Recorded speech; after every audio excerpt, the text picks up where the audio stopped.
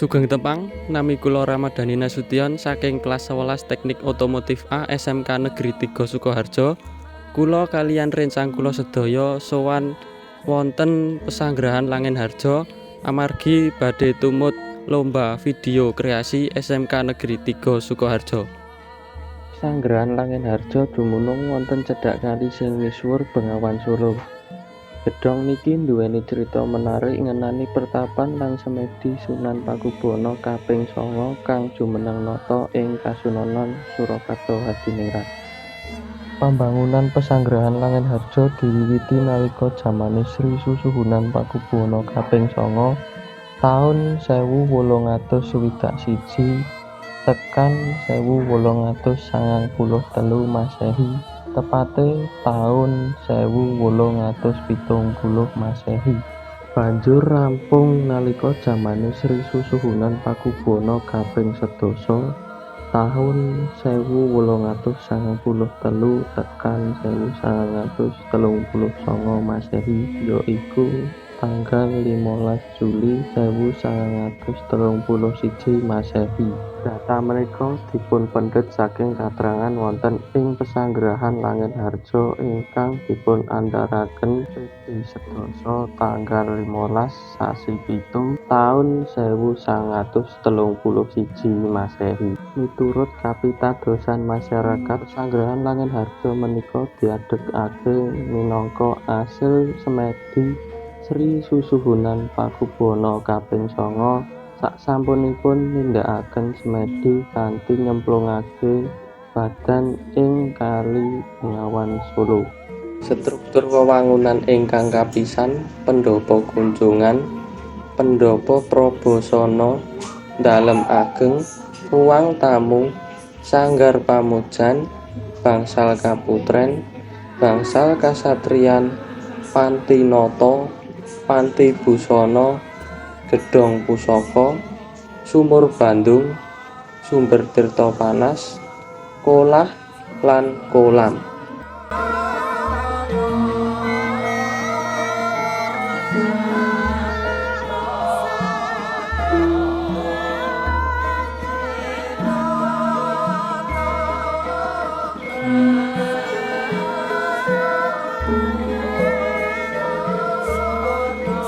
Kula kinten cekap semanten anggen kula matur, mbok bilih wonten kladukipun piatur utawi kasaripun rembag, kula nyuwun agungipun samudra pangaksami.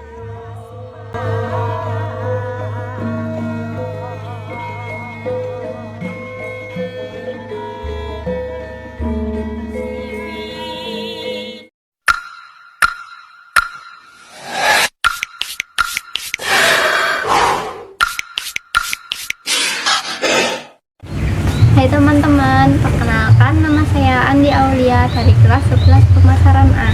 Hari ini ikutin aku yuk berkunjung ke Sahasra Adipura. Kenapa sih aku bikin video ini? Jadi, kelas 11 Pemasaran A mau mengikuti lomba video kreasi yang bertema kearifan lokal di daerah Sukoharjo.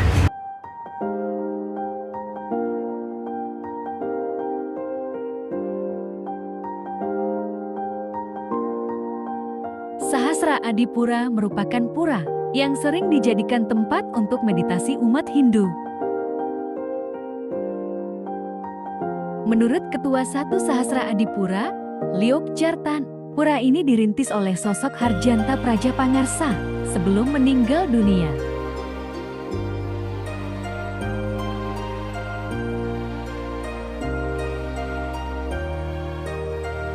Dengan perkembangan zaman pengikut dari Harjanta Prajapangarsa, diperintahkan oleh beliau untuk membuat pura Sahasra Adipura di Sonosewu.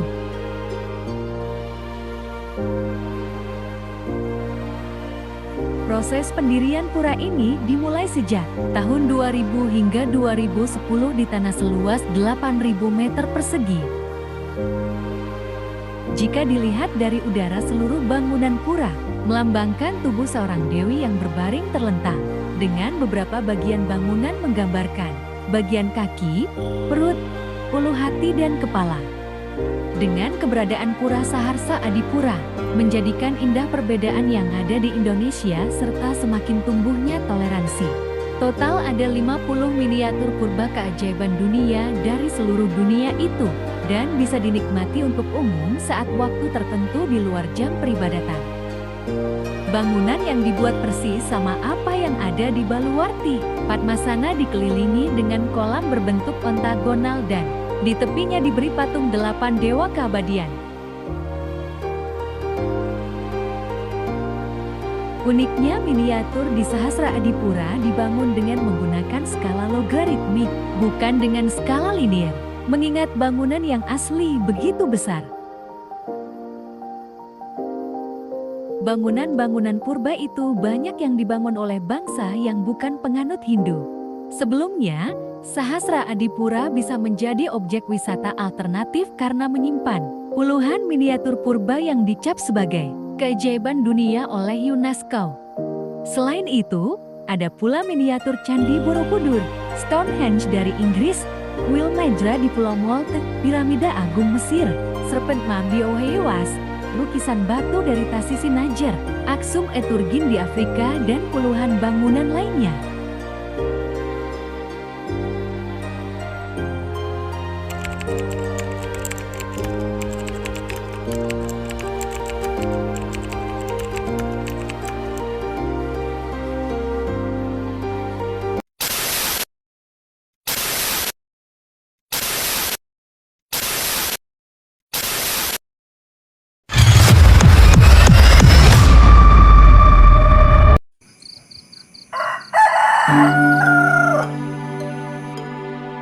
Matahari terbit, perjalanan dimulai. Mengembara di jalan setapak untuk menemukan keindahan alam yang tak terduga. Memahami keunikan yang khas setiap budaya di Kabupaten Sukoharjo. Salah satu kearifan lokal yang ada di Kabupaten Sukoharjo adalah jamu. Beras kencur, Mbak. Mari, Mbak. Kabupaten Sukoharjo memiliki identitas baru, yaitu sebagai Kabupaten Jamu. Jamu gendong yang ada sejak dari nenek moyang dan sekarang turun-temurun hingga generasi penerus. Karena jamu sebagai warisan budaya leluhur.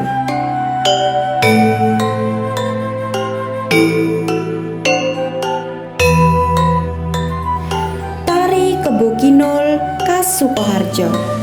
Tari ini menggambarkan kehidupan agraris masyarakat Sukoharjo dengan menggunakan hewan kerbau dalam menjalankan aktivitas pertaniannya.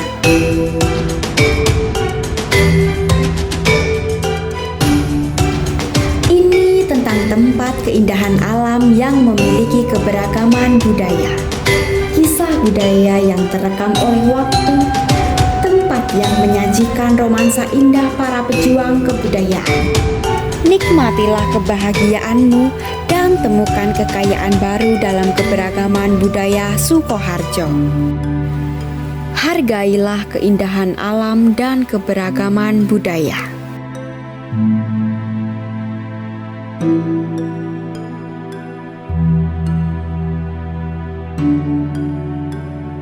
Tempat mengenang kembali masa-masa yang indah.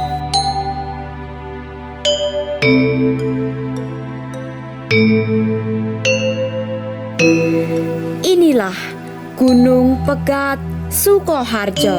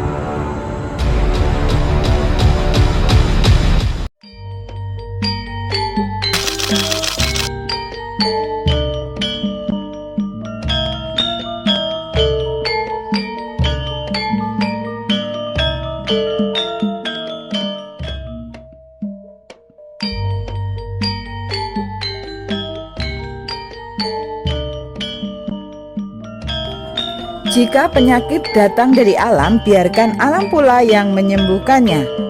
Jamu merupakan warisan leluhur yang sangat berharga. Jamu merupakan obat herbal asli Indonesia yang diracik menggunakan bahan-bahan alami untuk menjaga kesehatan, kecantikan, kuliner, dan juga untuk menyembuhkan penyakit.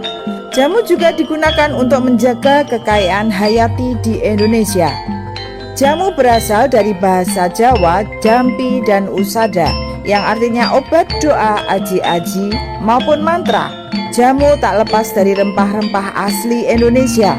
Jamu itu terdiri dari akar-akaran, kulit batang, daun-daun, buah-buahan. Tak jarang juga menambah kuning telur, empedu kambing, empedu ular, tangkar buaya sebagai campuran penambah khasiat jamu. Jejak warisan leluhur yaitu jamu ini dapat ditelusuri dari masa prasejarah. Manusia purba sudah memanfaatkan tumbuhan sebagai obat. Bukti mengenai adanya jamu ada dalam masa prasejarah berupa alat batu pipisan untuk menghaluskan biji-bijian dan tanaman yang tersimpan di Museum Nasional Jakarta. Pemanfaatan tanaman sebagai obat kemudian ada pada abad 4 ditemukan artefak berupa 2 alat penumbuk yang bisa dilihat di situs Liangan yang berlokasi di lereng Gunung Sindoro yang berada di Wonosobo, Jawa Tengah.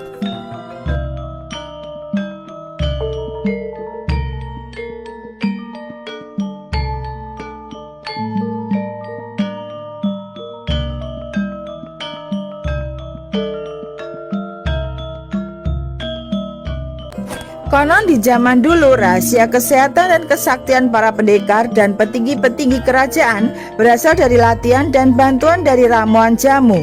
Bukti sejarah lainnya yaitu penemuan prasasti Madawapura dari peninggalan kerajaan Hindu Majapahit yang menyebutkan adanya profesi tukang meracik jamu yang disebut acaraki.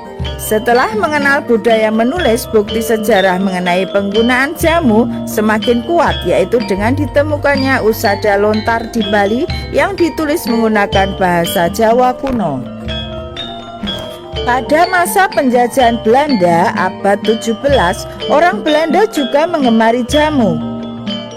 J. Kovenbrug Vreeswijk, seorang Belanda yang tumbuh dan besar di perkebunan kopi Jawa Tengah, didorong menyembuhkan penyakit ibunya. Vreeswijk mengumpulkan berbagai resep-resep jamu yang diyakini oleh kaum pribumi di Nusantara. Resep-resep jamu itu kemudian dia terbitkan dalam sebuah buku berjudul Indisplaten in Hartgarniskart atau tumbuhan asli dan khasiatnya untuk kesehatan. Buku ini sempat dikecam oleh kaum Eropa karena tidak sesuai dengan kaidah pengobatan pada masa itu di Eropa.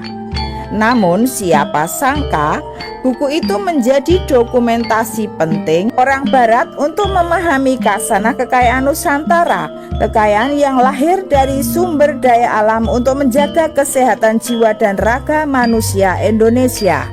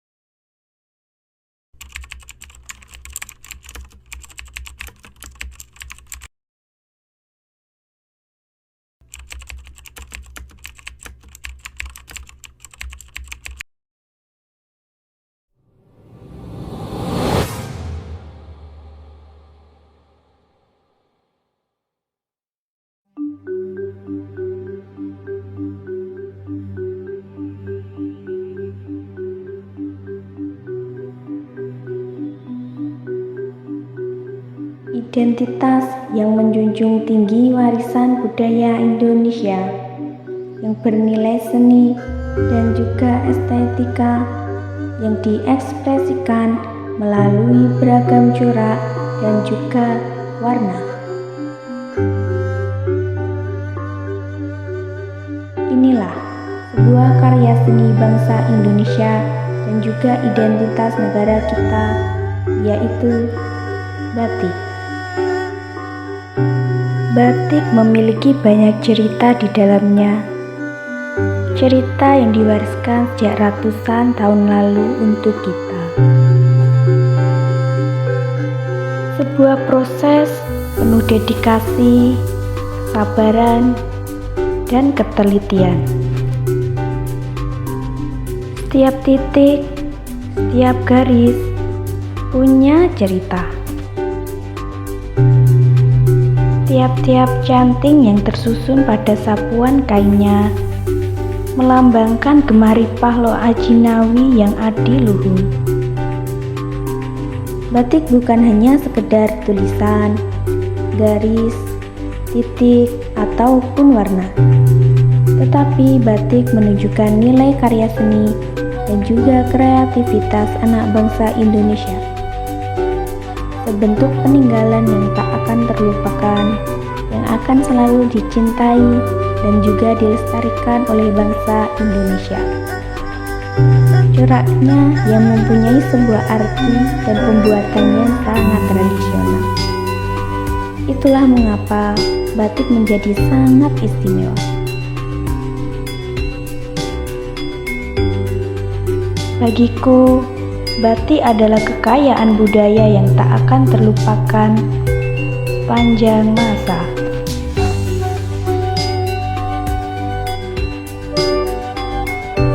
Untukmu batik, tetaplah lestari dan mendunia.